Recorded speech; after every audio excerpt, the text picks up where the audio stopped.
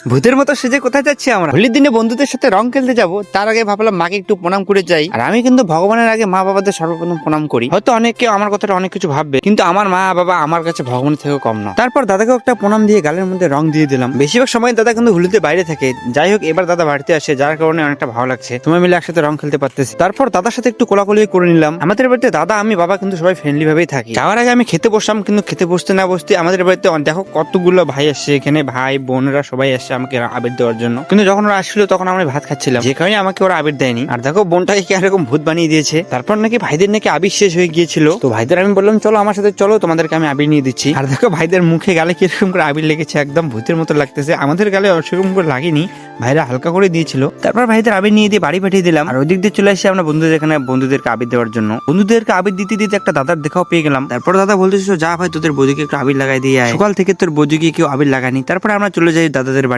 আর ওইখানে গিয়ে দেখি বৌদি বাচ্চাদেরকে খাওয়াচ্ছিল। আর দেখো এদের অবস্থা কিরকম হয়ে গিয়েছে, ভাই তো এদিকে একদম হিরো আলমের মতো লাগতেছে। তারপর বৌদিকে হালকা করে একটু রং লাগিয়ে দিল। আজকে দিনে কেউ কিন্তু রাগ করে না। তারপর বন্ধুদের সাথে ঘুরতে ঘুরতে দাদার দেখা হয়ে গেল। দাদা দাদার বন্ধুদের সাথে হোলি খেলতে গিয়েছিল। এইদিকে তো আমার বন্ধু একদম পাচ্ছে, একদম ভক্তি দিচ্ছিল দাদাকে। যাই হোক, আজকের মতো এখানে টাটা, দেখাচ্ছেন নেক্সট ব্লগে। আর সবাইকে হ্যাপি হোলি বন্ধুরা।